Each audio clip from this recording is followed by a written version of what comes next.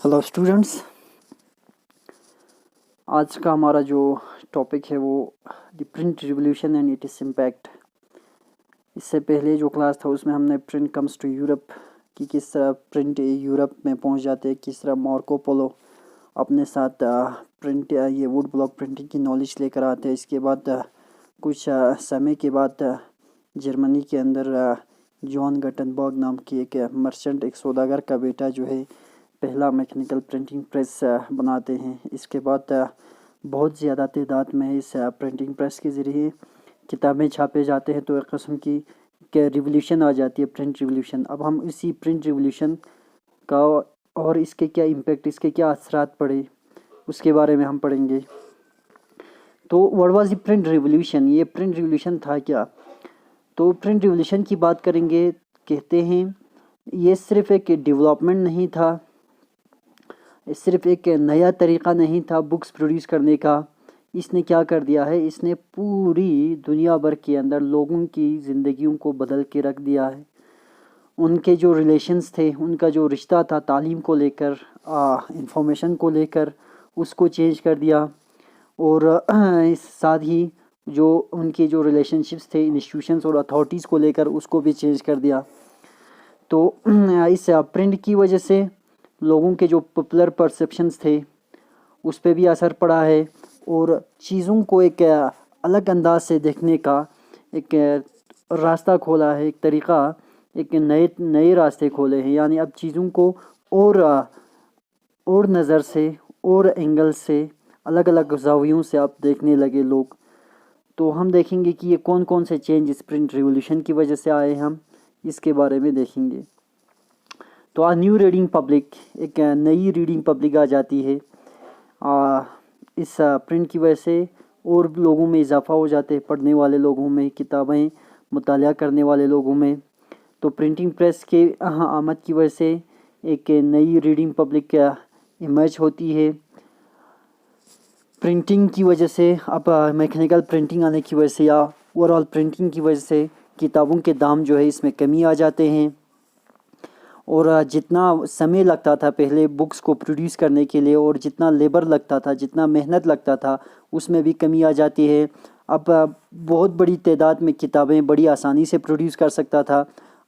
तो जब इतनी जल्दी से और इतनी आसानी से बुक्स प्रोड्यूस कर रहे थे और बड़ी तादाद में बुक्स प्रोड्यूस हो रहे थे, तो इस वजह से मार्केट्स जो है बिल्कुल बुक्स से, किताबों से भर जाते हैं। तो किताबें जब इजीली अवेलेबल होते हैं तो रीडरशिप जो है या पढ़ने वाले लोगों की तादाद जो है उसमें भी इजाफ़ा, वो तो ऑब्वियसली हो जाएंगे, ठीक। तो उसमें भी इजाफ़ा देखने को मिलता है। अब ज़्यादा से ज़्यादा लोग जो है किताबें पढ़ने लग जाते हैं, किताबों की तरफ रुजू करने लग जाते हैं। तो बुक्स तक जब आसानी से लोगों के पहुंच किताबों तक हो जाते हैं, तो इस वजह से एक नया रीडिंग कल्चर देखने को मिलता है। पहले जो रीडिंग था, पहले समय में या प्रिंटिंग प्रेस से पहले के दौर में रीडिंग सिर्फ रेस्ट्रिक्टेड था इलाइट्स तक, सिर्फ समाज के ऊंचे तबके के लोग ही ये किताबें पढ़ते थे। बाकी जो गरीब तबका था या मुतवसत तबका था, जो मिडिल क्लास के लोग थे, उनकी पहुंच जो है तालीम तक और किताबों तक बहुत कम थी। उन्हें किताबें पढ़ने का मौका नहीं मिलता था, क्योंकि हमने देखा कि किताबें जो है प्रिंटिंग प्रेस से पहले जो किताबें होते थे वो हाथ से लिखे जाते थे, और किताब बहुत महंगा होता था, इसलिए गरीब लोग जो है अफोर्ड नहीं कर पाता था। अब प्रिंटिंग की वजह से, प्रिंटिंग के आने की वजह से किताबें बहुत सस्ता हो जाते, तो कोई भी गरीब आदमी अब बुक्स ख़रीद सकता था और बुक्स पढ़ सकता था। तो उस समय जो कॉमन लोग थे, आम जो जनता थी, वो एक ओरल कल्चर में, उनका कोई रीडिंग कल्चर नहीं था, बल्कि एक ओरल कल्चर होता था। ओरल कल्चर मतलब किसी के पास कोई किताबें होगा या किसी को कोई कहानी याद होगा, कोई कंसेप्ट पता होगा, तो वो ज़बानी लोगों तक पहुंचाता था। तो जो भी मुक़द्दस किताब होते थे उस समय, उनके बाइबल्स होते थे या होली कुरान होता था, लोग जो है वो ज़बानी उसे सुनाते थे और बाकी लोग बैठकर उसे सुनते थे। और ये जो बैलेड्स होते थे, बैलेड्स में हम ये जो रोमांटिक सॉन्ग्स होते हैं, लव सॉन्ग्स होते हैं, उसे हम बैलेड्स कहते हैं, उसे रिसाइट किया जाता था। और बाकी जो फोक टेल्स होते थे, फोक टेल्स मतलब ऐसी कहानियाँ जो काफ़ी मशहूर हुए होते हैं किसी पर्टिकुलर एरिया में, किसी पर्टिकुलर आवाम के बीच में, किसी कौम के बीच में, जो टेल्स काफ़ी मशहूर हुए होते हैं, उसे हम फोक टेल्स कहते हैं। तो जो भी नॉलेज होता था उससे ओरली ट्रांसफ़र किया जाता था, ज़बानी ट्रांसफ़र किया जाता था। बुक कल्चर बिल्कुल नहीं था, रीडिंग कल्चर बिल्कुल नहीं था। लोग इकट्ठे होकर, जमा होकर कहीं कहानियाँ सुनते थे, और कोई परफॉर्मेंस होगा, कोई शो होगा तो उसे देखते थे।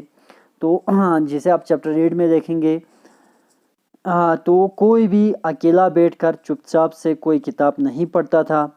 तो एज ऑफ प्रिंट से पहले बुक्स जो है न सिर्फ एक्सपेंसिव था, न सिर्फ कीमती था, और बल्कि उसे प्रोड्यूस भी नहीं किया जाता था। बड़ी तादाद में किताबें बनते भी नहीं थे, किताबें प्रोड्यूस भी नहीं होते थे। एक तो बहुत महंगा होता था, और कम तादाद में किताबें आ जाता था मार्केट में।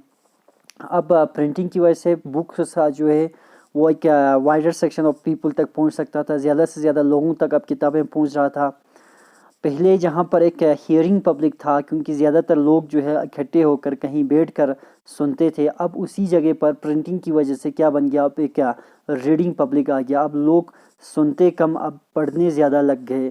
ठीक, तो ये जो ट्रांजिशन हुआ वो इतना आसान नहीं था, यानी एक हियरिंग पब्लिक से एक रीडिंग पब्लिक में जो ट्रांजिशन हुआ, जो शिफ्ट हुआ है, वो इतनी आसानी से नहीं हुआ है। तो अब बुक्स जो है वो सिर्फ कौन लोग पढ़ सकते हैं? बुक्स तो सिर्फ वही लोग पढ़ सकते हैं जिन्हें पढ़ना लिखना आता होगा। और उस समय यूरोपियन कंट्रीज़ में लिटरेसी रेट की बात करेंगे 20th सेंचुरी तक, यानी 20वीं सदी तक बहुत कम थे। ये पढ़ने लिखने वाले लोगों की तादाद बहुत सारे यूरोपियन कंट्रीज़ में 20वीं सदी तक बहुत कम लोग पढ़ना लिखना जानते थे। ठीक, तो किस तरह ये पब्लिशर्स जो है लोगों को परसुएट करता, किस तरह ये पब्लिशर्स ये जो बुक्स पब्लिश करते थे वो किस तरह लोगों को राज़ी करता, किस तरह लोगों को मनवाता अपने किताबों को वेलकम करने के लिए, किताबों को ख़रीदने के लिए। तो इन चीज़ों को करने के लिए उन्हें कुछ चीज़ें जो है जहन में रखना पड़ता था, ताकि ये जो प्रिंटेड बुक्स है वो ज़्यादा से ज़्यादा लोगों तक पहुंच सके।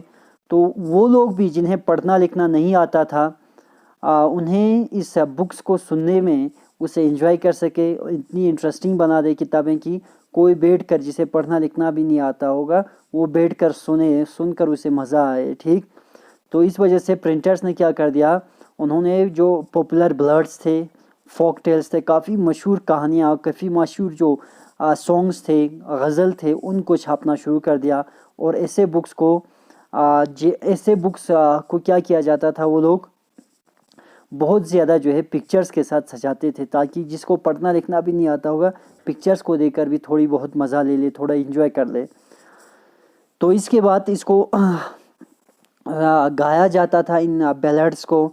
कहीं लोग जब गांव में गैदर होते थे, किसी मौके पे जब लोग जमा होते थे, वहाँ पर उन्हें गाया जाता था। और इसके अलावा ट्रेवन्स में भी, टाउन्स में जो ट्रेवन्स होते थे, ट्रेवन्स हम उन जगहों को कहते हैं जहाँ लोग शराब पीने के लिए या खाना खाने के लिए बैठते हैं, या लोगों के साथ बातचीत करने के लिए अपने दोस्तों के साथ बातचीत करने बैठ जाते हैं, उनको हम ट्रेवन्स कहते हैं। तो ट्रेवन्स में लोग इन बैलेड्स को गाते थे, इनको सुनाते थे बाकी लोगों को।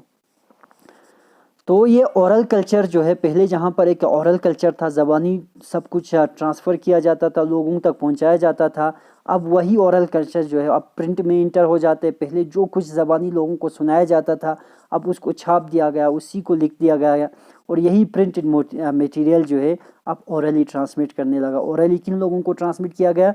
जिन लोगों को पढ़ना लिखना नहीं आता था, अब उनको यही प्रिंटेड मटेरियल जो है ट्रांसमिट करने लगा। तो वो जो रेखा था, जो लाइन था, जो ओरल कल्चर को रीडिंग कल्चर के साथ अलग करता था, अब बहुत ब्लर हो जाता। अब इस लाइन को जो है सही से अब ये लाइन खींच भी नहीं सकता है, लोगों को अलग भी नहीं कर सकता कि कौन से लोग जो है ये रीडिंग कल्चर के और कौन से ओरल कल्चर के। ठीक, और हियरिंग पब्लिक जो है ये हियरिंग पब्लिक और रीडिंग पब्लिक दोनों जो है एक हो जाते हैं, इंटरमिंगल हो जाते हैं, दोनों मिक्स हो जाते हैं। ठीक है, अब आ जाओ religious debates and fear of print. तो अब मजहब को लेकर लोगों में बहस मुबाहसे होने लगे, और प्रिंट एक खौफ जो है, प्रिंट की एक खौफ तवारी हो जाते हैं लोगों पे, एक किस्म की डर पैदा हो जाती है प्रिंट की वजह से। और हम देखेंगे कि प्रिंट की वजह से किन लोगों को डर पैदा होता है, कौन लोग जो है प्रिंट से आप डर खाने लगते हैं। ठीक है, तो प्रिंट की वजह से कहते हैं बहुत ज़्यादा जो है प्रिंट आने की वजह से बहुत ज़्यादा अब आइडियाज़ सर्कुलेट होने लगे, लोगों के क्या क्या ख्याल है, लोगों के जहनों में कैसे ख्यालात चल रहे हैं।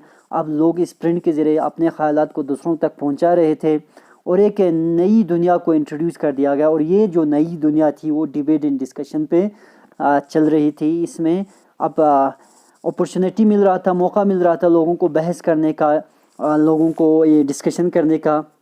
और वो लोग जो डिसएग्री करता था इस्टेब्लिश्ड अथॉरिटीज़ के साथ, जो पहले चलते अथॉरिटीज़ होंगे, चाहे वो स्टेट अथॉरिटीज़ हो जाओ, उस समय मिडिवल यूरोप की बात करेंगे तो चर्च एक बहुत ही इंपॉर्टेंट अथॉरिटी होता था।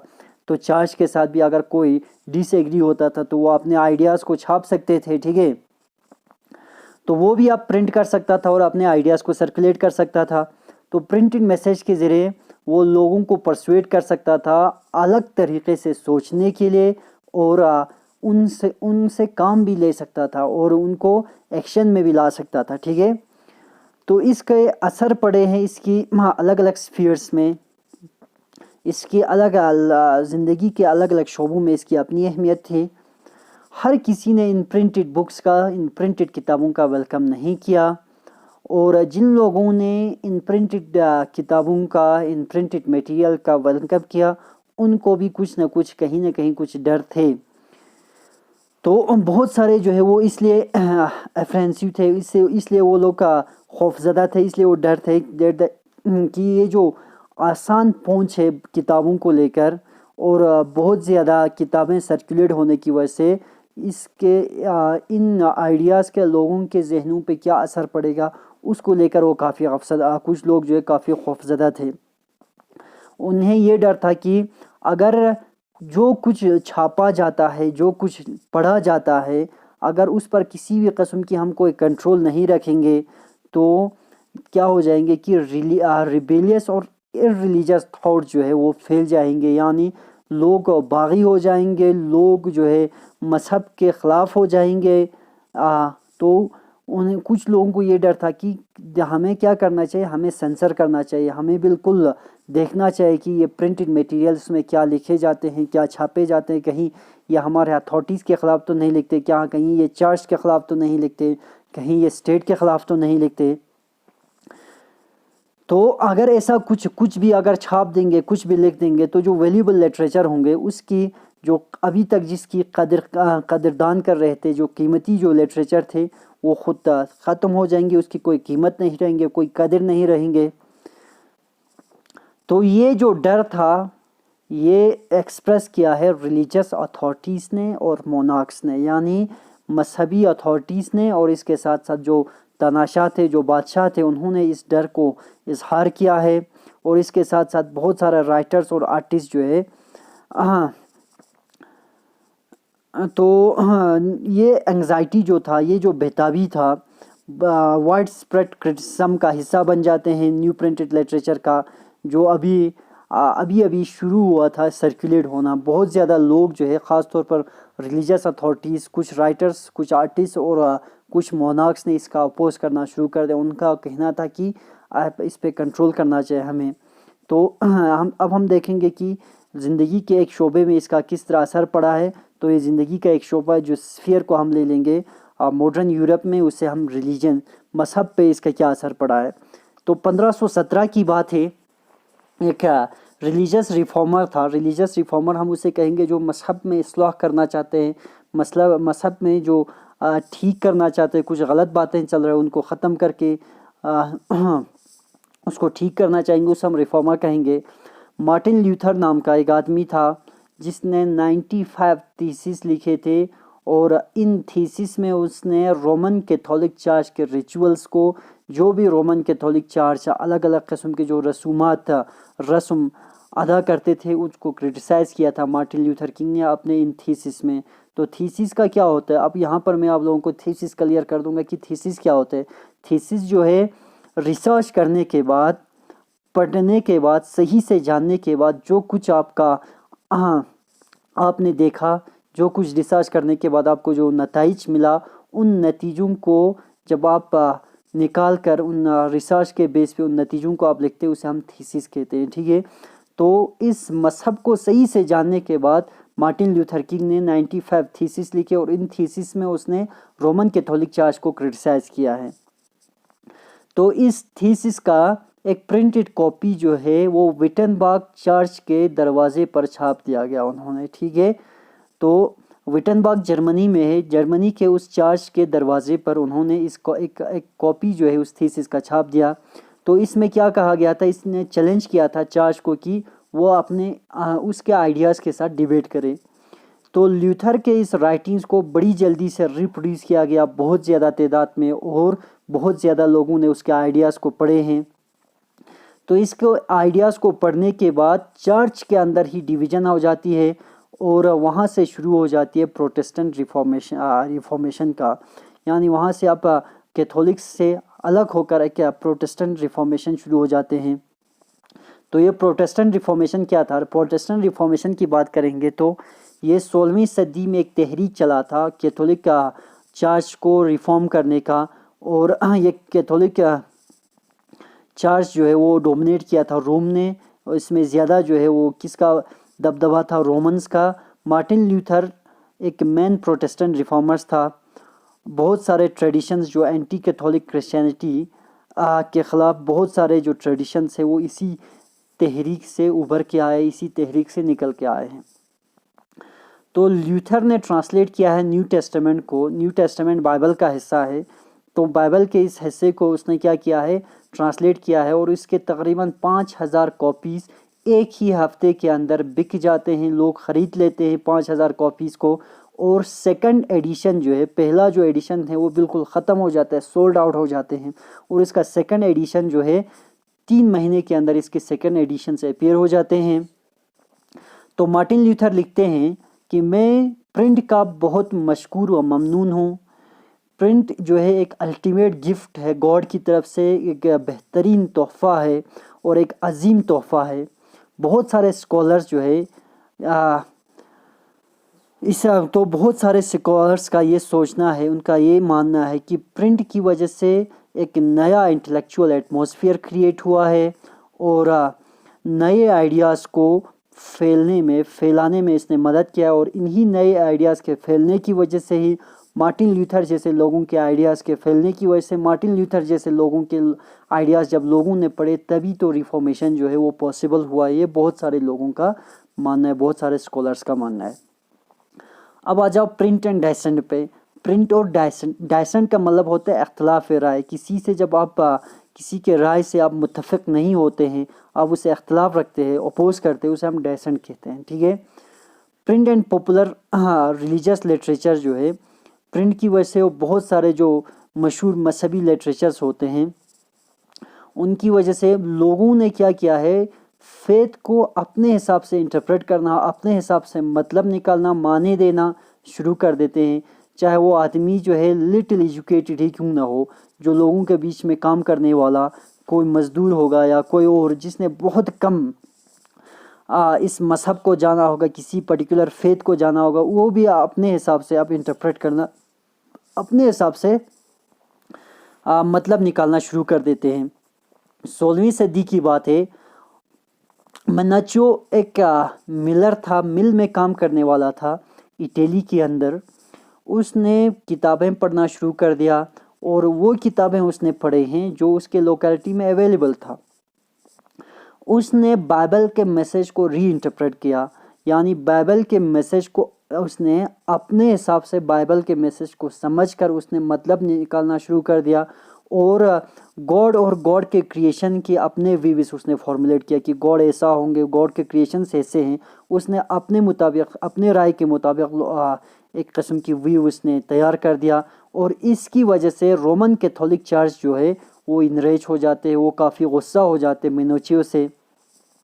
तो जब रोमन कैथोलिक चर्च ने इस पर कार्रवाई करना शुरू कर दिया, इंक्विजिशन की बात करेंगे तो रोमन कैथोलिक चर्च की एक अदालत थी उसे, और ये अदालत जो है, इंक्विजिशन जो है, वो उसका काम जो था बिदअतकारी, यानी जो भी गैर मजहबी बातें करते हैं, जो बिदअत बातें करते हैं, उनको सज़ा देना था। तो मिनिचो के हिसाब से मेनेचो जो आइडियाज़ फैला रहे थे वो हेरेटिकल आइडियाज़ थे, वो बिदअत आइडियाज़ थे, वो मज़हब से कहीं दूर था, लोगों को मज़हब से अलग कर रहा था, लोगों को मज़हब से दूर कर रहा था।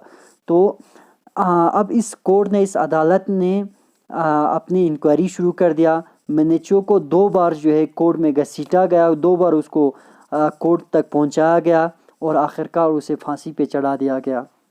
तो रोमन चार्च इस किस्म के पॉपुलर रीडिंग्स के अफेक्ट से मुश्किल में आकर, इससे परेशान होकर कि बहुत ज़्यादा लोग जो है अब फेथ पे सवाल उठा रहा था, बहुत ज़्यादा लोग जो है क्रिश्चियनिटी को लेकर या क्रिश्चियन जो रिचुअल्स थे उनको लेकर जब सवाल उठाने लग जाते हैं, तो रोमन कैथोलिक चर्च क्या करते हैं कि उन्होंने सख्त पाबंदी, सख्त बंदिश लगा दिया गया उन पब्लिशर्स पे, उन बुक सेलर्स पे कि आप लोग ऐसी हर किसी के आइडियाज़ को मत छापिए, पहले इसको सही से देखिए कि क्या कहता है। तो बहुत सारे पब्लिशर्स पे, बहुत सारे बुक सेलर्स पे उन्होंने क्या कर दिया है, उन्होंने पाबंदियां लगा दिया, उन्होंने बंदिशें लगा दिया और एक उन्होंने इंडेक्स जारी कर दिया। इंडेक्स मतलब लिस्ट जारी कर दिया प्रोहिबिटेड बुक्स का फ्रॉम 1558 का, यानी 1558 से आगे उन्होंने ऐसे किताबों का एक लिस्ट, एक फ़हरिस्त उन्होंने जारी कर दिया जिन किताबों में ये हेरेटिकल आइडियाज़ ज़्यादा थे, यानी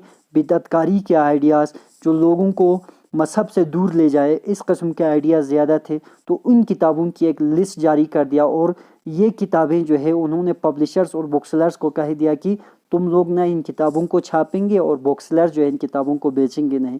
तो इस तरह के एक पर्टिकुलर उन्होंने एक प्रॉपर उन्होंने क्या कर दिया है, एक लिस्ट, एक इंडेक्स मेंटेन कर दिया प्रोहिबिटेड बुक्स का। प्रोहिबिटेड बुक्स का मतलब हो गया यानी इन किताबों को छापना, इन किताबों को बेचना मना किया गया है। तो 1558 से आगे उन्होंने इस तरह के एक लिस्ट उन्होंने बना दिया। तो यहाँ पर आज का हमारा क्लास ख़त्म हो जाते हैं। दी रीडिंग मैनिया जो है इंशाल्लाह हमारा नेक्स्ट टॉपिक होगा।